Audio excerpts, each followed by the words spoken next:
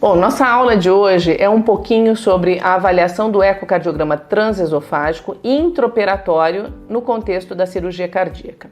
Então, aqui a gente está todo dentro de um contexto de cirurgia cardíaca, como vocês podem perceber nesse slide, né? Então, o campo cirúrgico, várias pessoas, o cirurgião, a instrumentadora, auxiliar, anestesista e a gente ali junto à ecocardiografia transesofágica como ecocardiografista e, em alguns centros, o próprio anestesista.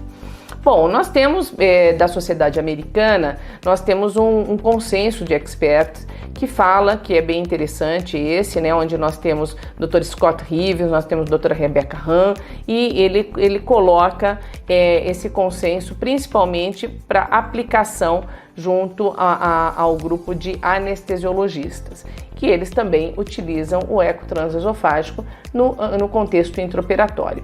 E aí, o objetivo dos anestesistas é predominantemente fazer a monitorização cardíaca. Claro que quando você tem uma pós ou dentro da formação do anestesista a parte cardiovascular, o anestesista aí ele consegue ter mais entendimento de todo o sistema cardiovascular e ele consegue ir além, como ocorre nos Estados Unidos e em outros países, além de fazer a monitorização básica, ele vai para a ecocardiografia transesofágica intraoperatória avançada, onde ele permite também fazer diagnóstico e auxiliar o cirurgião. Mas, de um modo geral, no nosso país, o anestesista não tem essa proficiência cardiovascular na sua formação e ele tem principalmente a aplicação da ecocardiografia, na grande maioria, não estou falando todos, mas da ecocardiografia na função de monitorização básica. Bom, como fica o centro cirúrgico e o eco transesofágico intraoperatório, tá? De um modo geral? Bom, consiste, na hora que você está com o transesofágico e o cirurgião e o contexto do centro cirúrgico, consiste um time desenvolvido justamente entre esse grupo, entre os cirurgiões, anestesistas, perfusionistas, enfermagens, dentre outros, e você, ecocardiografista. Depende das condições do paciente, tá? Da pressão, volume, ritmo e suas variações hemodinâmicas, então você sempre tem que ter isso em mente. Você não pode, no pós-saída de circulação extracorpórea, que a maioria das cirurgias cardíacas ainda são feitas sob circulação extracorpórea, então quando vai sair de circulação extracorpórea, você tem um contexto hemodinâmico não muito favorável. Ou o paciente está com arritmia, ou o paciente está hipotenso, ou ele está taquicárdico, ou às vezes bradicárdico, e você tem que esperar um pouquinho, você tem o circuito mais cheio, né, a volemia mais restabelecida, o coração mais preenchido e as condições hemodinâmicas mais favoráveis para que você faça a análise de resultados cirúrgicos no pós-operatório ali junto ao centro cirúrgico, né? Então, pós-cirurgia, pós-saída de SEC, as tuas análises, elas devem ser feitas sob condições hemodinâmicas adequadas, tá bom? Isso aqui para nós ecocardiografistas, isso a gente tem que ficar bem atento. E o teu ecocardiograma, ele resulta nas mudanças anatômicas resultantes da cirurgia. Então, o que o cirurgião quer saber é se o que ele fez ficou bom ou não, ou se complicou alguma outra coisa, ou se o resultado que ele teve, que ele gostaria de ter, não foi obtido com o sucesso que ele gostaria. Bom, quais são as principais indicações do eco transesofágico intraoperatório nas últimas décadas, tirado aqui de um dado histórico da Mayo Clinic? A grande maioria é para reparo ou plastia, que é a mesma coisa, mitral, valvar mitral e aórtico. Isso ocupa praticamente 50% das indicações de eco transesofágico intraoperatório na Mayo Clinic, que é um centro de referência, sem dúvida alguma, né, nas plastias. Nós não fazemos praticamente plastia valvar aórtica, mas fazemos muita plastia valvar mitral. Muita não tanto assim, alguns centros fazem bastante. Não fazemos tanta quanto gostaríamos, mas em alguns centros sim.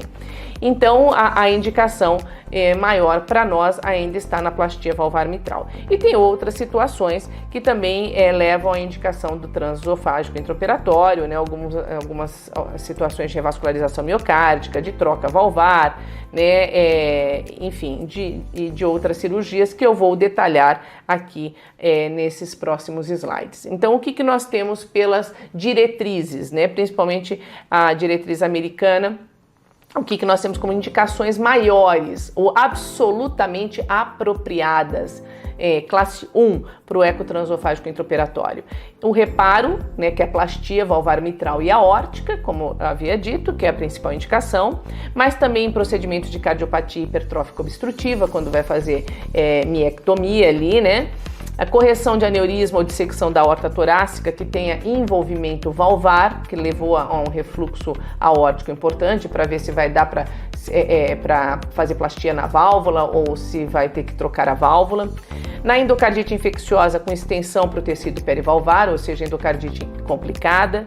Na cirurgia para correção de cardiopatias congênitas, né? Tem cardiopatias congênitas complexas que o eco transesofágico intraoperatório ajuda muito nisso. Na colocação de devices intracardíacos para monitorar a posição desses devices. Então ainda isso é tido dependendo do device como classe 1 e isso lá fora se usa mais aquele BiVed, LVed, né, o HeartMate, enfim, esses devices que têm de suporte ou ponte para o transplante cardíaco, no caso da insuficiência cardíaca, e eles precisam também saber exatamente as localizações, entre outros devices. Na avaliação de janela pericárdica em paciente com derrame pericárdico localizado ou derrame pericárdico posterior, que é de difícil avaliação pelo cirurgião, e instabilidade hemodinâmica aguda e persistente sem resposta terapêutica instituída. Nesse caso, aí o eco transesofágico intraoperatório ele não é eletivo, né? Nos outros ele é eletivo. O cirurgião pede para o ecocardiografista estar presente na sala antes da cirurgia, tudo isso agendado. Na situação de instabilidade hemodinâmica aguda, aí chama-se o ecocardiografista de urgência porque ele não está conseguindo corrigir o problema. Então isso é classe 1. Classe 2, que é parcialmente apropriado, aí são pacientes com alto risco de isquemia ou infarto durante o procedimento cirúrgico, pacientes com alto risco de instabilidade hemodinâmica durante a cirurgia, né, paciente trivascular, com tronco, disfunção importante do ventrículo esquerdo, enfim, e outros. Avaliação de troca valvar é classe 2, 2A, né? Detecção de bolhas de ar durante a cardiotomia, porque principalmente cirurgia que abre o átrio esquerdo o coração fica com mais bolhas e precisa dessa avaliação, mas aí é parcialmente apropriado. Pesquisa de doença teromatosa ou trombos em aorta torácica, esse aí é aquele transdutorzinho epicárdico que muitos cirurgiões têm, é até melhor. Na cirurgia para remoção de tumores cardíacos ou reparo de aneurismas ou cirurgia de Mace. Tá? Então, aí essas situações, aneurismas ventriculares, reparo de aneurisma ventricular, tumor cardíaco classe 2A, transplante cardíaco ou aí na cirurgia não cardíaca, né, que seria a neurocirurgia upright, mas aí seria para cirurgia não cardíaca. Classe 2B, que aí é parcialmente inapropriado, na avaliação intraoperatória da perfusão miocárdica ou da patência dos enxertos. Na suspeita de trauma, avaliação de dissecção aórtica sem ter envolvimento valvar. Na avaliação da função ventricular, não faz sentido pedir eco transesofágico intraoperatório. Na monitorização intraoperatória da administração de cardioplegia para proteção miocárdica. Na avaliação de pericardiectomia ou cirurgia do pericárdio sem ser posterior. Então é parcialmente inapropriado. E inapropriado, que seria classe 3, categoria 3, é a avaliação do fluxo residual no ducto pós-interrupção de PCA, persistência do canal arterial, e reparo de comunicação interatrial tipo óstium secundo não complicada. Mas eu venho a dizer para vocês que em vários centros americanos o eco transesofágico intraoperatório tem estado presente em 100% das cirurgias cardíacas, tá bom? Mas nós temos essas diretrizes de indicação, já que nós não temos o eco transesofágico intraoperatório muitas vezes nem quando tem indicação total de cirurgia cardíaca, não precisamos ir nem tanto ao mar nem tanto à terra, que pelo menos tenhamos o transesofágico quando ele é verdadeiramente importante, que é classe 1. Bom, aqui são os 11 cortes recomendados pela Sociedade Americana de Ecocardiografia e de Anestesia na avaliação básica do eco transesofágico intraoperatório, né? Então são 11 cortes, envolvendo o esôfago médio, envolvendo o esôfago superior e envolvendo o transgástrico. Esses 11 cortes são mais para o anestesista na monitorização junto à cirurgia, tá? Na monitorização hemodinâmica. E nós utilizamos pelo menos os 20 cortes que são realizados já na modalidade de eco transesofágico avançada, e é o que nós, como ecocardiografista, utilizamos, porque nosso objetivo não é só monitorização hemodinâmica, é também fazer diagnóstico, acompanhar procedimento quando não está junto à circulação extracorpórea, aí você vai acompanhando junto, se está com a circulação extracorpórea para acompanhar depois, ver o pré e o pós-operatório e sempre ajudar o cirurgião.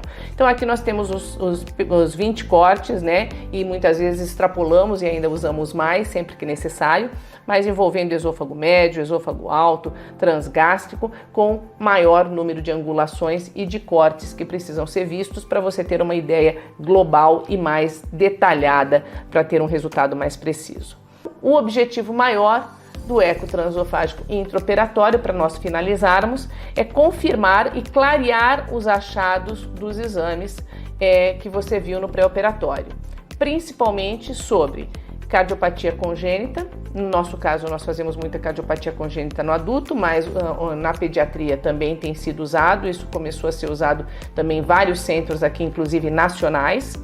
Na estenose valvar aórtica, principalmente com hipertrofia septal associada, para evitar o movimento anterior sistólico mitral e gradiente dinâmico na via de saída do VE. Isso pode acontecer quando você tem estenose valvar aórtica com hipertrofia do septo, e também na plastia valvar mitral também pode acontecer, e inclusive em troca valvar. Muitas vezes, a depender do grau de hipertrofia ventricular e do grau da posição da válvula, você vai ter obstrução dinâmica na via de saída do VE.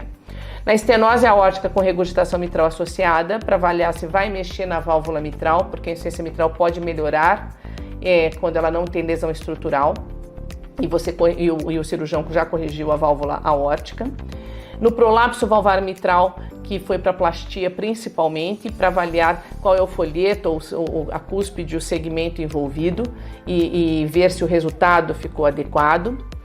Na endocardite com complicação, né, com extensão para tecido perivalvar, e na dissecção aórtica tipo A com envolvimento valvar, tá? Para ver se o cirurgião consegue só suspender a válvula aórtica sem precisar trocar, ou se ele vai precisar trocar a válvula aórtica. Então, esses são os cenários principais que nós hoje temos utilizado dentro do centro cirúrgico, que o cirurgião tem solicitado o eco transesofágico intraoperatório. E aí a gente tem que ver o antes dele entrar em circulação extracorpórea e ver o exame pós a saída da circulação extracorpórea e ver se vai ter que voltar para a cirurgia para fazer mais algum reparo. Sempre importante vocês avaliarem se tem ar dentro das cavidades cardíacas e informar o cirurgião sobre isso para que ele faça as manobras adequadas, diminua a quantidade de ar e diminua assim o risco de evento embólico por conta desse ar. Claro que em algumas cirurgias e em alguns cirurgiões utilizam filtro de carótida, mas isso ainda não está largamente utilizado, não é liberado para todos, e então é sempre importante ajudarmos em tudo que podemos dentro do centro cirúrgico para que o paciente tenha os melhores benefícios desse resultado da cirurgia e com o auxílio da ecocardiografia. Muito obrigada.